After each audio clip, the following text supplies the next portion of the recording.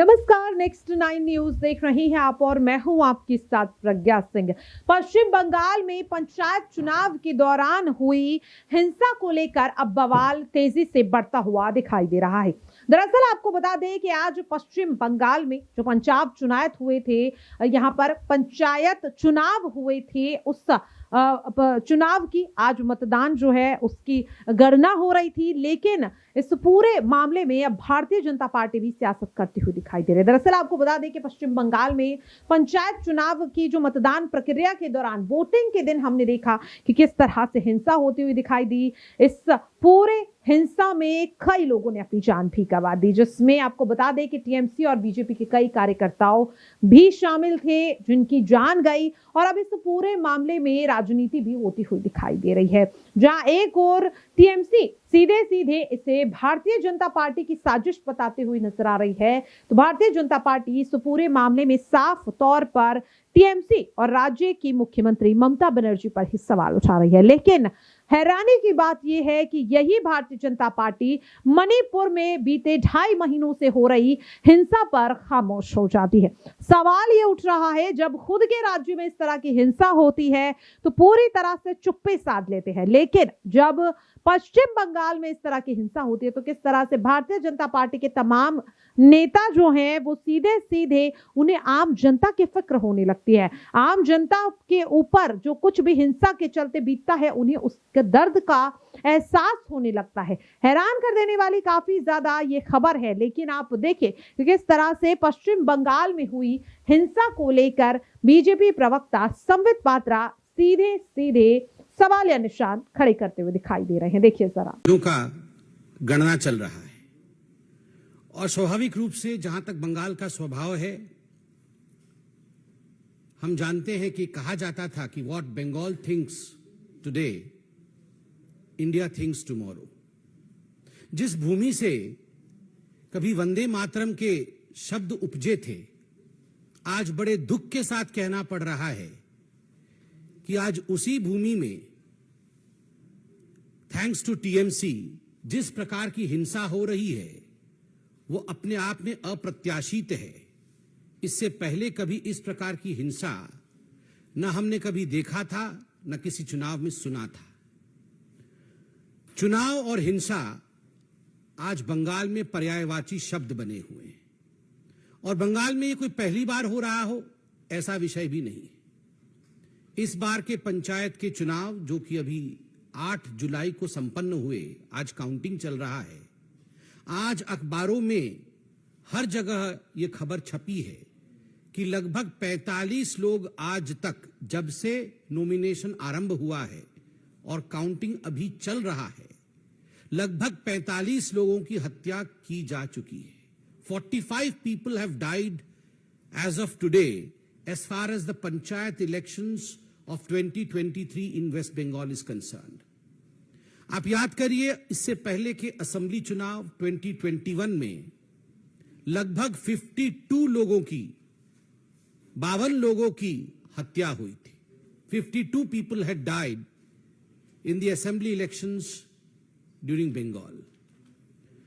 2018 के पंचायत के चुनाव में 23 लोगों की हत्या हुई थी, चुनावी हत्या। और उससे पहले 2013 के बंगाल के पंचायत के चुनाव में 15 लोगों की हत्या हुई थी।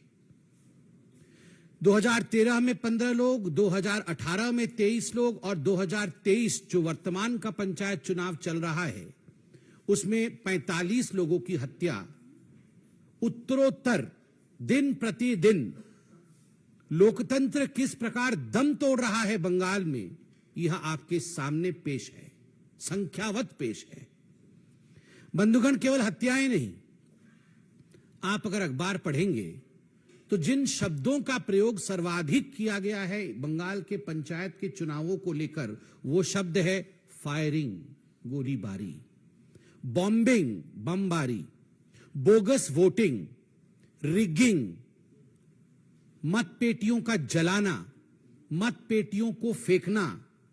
कोई तालाब में फेंक रहा है मतपेटियों को, तो कोई वोट रिगिंग करके किस प्रकार से जीता जा सकता है, टीएमसी उस प्रयत्न में, उस यत्न में लगी है। जिस डेमोक्रेसी में, जिस लोकतंत्र में फायरिंग, बॉम्बिंग, हत्या, रिगिंग ऐसे शब्दों का प्रयोग होता है, उस लोकतंत्र का क्या वजूद है, आप जरा सोच के देखिए।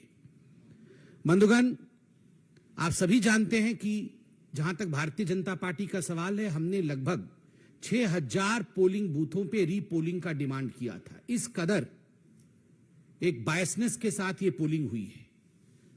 आप सबने सुना था सुप्रीम कोर्ट और हाई कोर्ट ने क्या कहा था। सुप्रीम कोर्ट ने ताकीद किया था राज्य सरकार को कि आप सही तरीके से तटस्थ होकर केंद्रीय बल के साथ, सेंट्रल फोर्सेस के साथ चुनाव कराइए।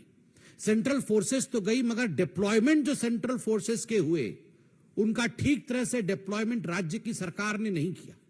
जो सेंसिटिव बूथ होती है, उनकी संख्या छुपाई गई, सेंसिटिव बूथ का डाटा दिया नहीं गया। सेंट्रल फोर्सेस के होने के बावजूद 45 लोगों की हत्या, यह दिखाता है कि राज्य सरकार किस प्रकार से एक प्रायोजित रूप से इन हत्याओं को अंजाम दे रही थी। यह एक स्टेट स्पॉन्सर्ड मर्डर है। ये जितने लोग मारे गए हैं, यह प्रायोजित है। This is not accidental, this is state sponsored murder of democracy in West Bengal. और केवल राजनीतिक पार्टी ही स्पॉन्सर कर रही है ऐसा नहीं है। इंस्टीट्यूशनलाइजेशन, संस्थागत मर्डर है, अर्थात इसमें पुलिस प्रशासन से लेकर जो डिस्ट्रिक्ट अधिकारी होते हैं और जो प्रशासनिक अधिकारी होते हैं, वह सब सम्मिलित हैं। एक तरह से सबके मिली भगत से यह स्टेट स्पॉन्सर्ड इंस्टीट्यूशनलाइज्ड मर्डर आज वेस्ट बंगाल में हो रहा है। आप सोच के देखिए, 21वीं शताब्दी में भारतवर्ष बैठा हुआ है। मैं भी सोशल मीडिया में हूं, आप भी सोशल मीडिया में हैं। आजकल कुछ छुपता नहीं। जब हम सोशल मीडिया और फेसबुक में देखते हैं, एक के ऊपर एक लद करके डेड बॉडियों को ट्रक से या बस से उतारा जा रहा है और स्ट्रेचर्स में डाला जा रहा है। किसी के हाथ मुड़े हुए हैं, किसी के पांव मुड़े हुए हैं। और ये किसी एक्सीडेंट का सीन नहीं, ये कोई दुर्घटना का दृश्य नहीं, ये मर्डर है, ब्लेटेंट मर्डर। दिन दहाड़े हत्या की गई है केवल इसलिए क्योंकि आप टीएमसी को वोट नहीं कर रहे। और ये कोई केवल भारतीय जनता पार्टी के कार्यकर्ताओं का मर्डर नहीं है, इसमें कांग्रेसी भी हैं, इसमें कम्युनिस्ट पार्टी के लोग भी हैं, इसमें बाकी पार्टी के लोग भी हैं। ऐसे लोग भी हैं जिनका राजनीति से कोई लेना देना नहीं है, वो केवल वोटिंग करने जा रहे हैं। ऐसे लोगों की हत्या हुई है। जब इस प्रकार का दृश्य सोशल मीडिया और फेसबुक में हम देखते हैं, तो मैं कई बार सोचता हूं कि अगर यही दृश्य कोई भाजपा शासित राज्य से आ रहा होता तो हाहाकार मच गया होता। ये सारे नेता, ये जो हाथ पकड़ पकड़ के कभी बेंगलुरु में खड़े होते हैं तो कभी किसी और राज्य में खड़े होते हैं, महागठबंधन का दृश्य दिखाते हैं। कहां है वे सारे नेता? कहां है लालू प्रसाद यादव? कहां है नीतीश जी? कहां है वो मोहब्बत की दुकान खोलने वाले राहुल गांधी? कहां है ये सारे महागठबंधन के नेता? एक के मुंह से एक शब्द नहीं निकला, एक शब्द नहीं निकला। राहुल जी कहां है आपका? आपकी मोहब्बत की दुकान का कोई जिक्र नहीं है। आप तो पूरे हिंदुस्तान में मोहब्बत की दुकान खोलना चाहते थे। मैं बताता हूं राहुल जी, आप आज मोहब्बत की दुकान के विषय में बात इसलिए नहीं कर रहे हैं क्योंकि आपके आकांक्षाओं का मेगा मॉल खुला हुआ है। The mega mall of your ambition. You want to become the ruler of this country by hook और बाय क्रुक। देखा आपने और सुना भी। अब सवाल लगातार ये उठ रहा है कि आखिरकार संबित पात्रा ने मणिपुर में हो रही हिंसा को लेकर के कुछ क्यों नहीं कहा? क्यों वो इस पूरे मामले पर खामोश थे? क्यों केंद्रीय गृह मंत्री अमित शाह मणिपुर में हो रही हिंसा के दौरान वहां पर जायजा लेने तो जाते हैं, लेकिन सीधे सीधे वो साफ तौर पर कोई भी कड़ा एक्शन लेते हुए नजर नहीं आते?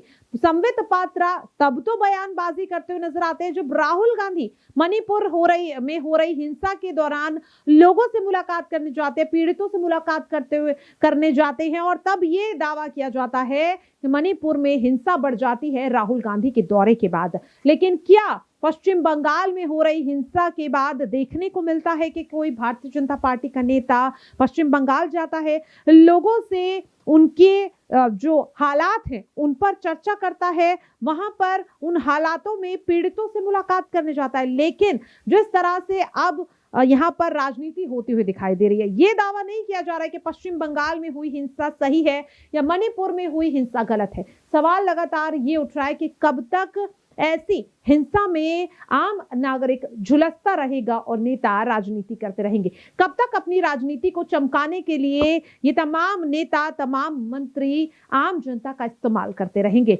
हिंसा चाहे मणिपुर की हो, औरंगाबाद की हो, या फिर तेलंगाना की हो, या फिर पश्चिम बंगाल की, सवाल ये उठ रहा है कि देश का आम नागरिक आखिरकार कब तक राजनीति का शिकार होता रहेगा। फिलहाल के लिए इस खास रिपोर्ट में इतना ही। बाकी ऐसी ही तमाम अपडेट्स के लिए आप सभी देखते रहिए नेक्स्ट 9 न्यूज। नमस्कार।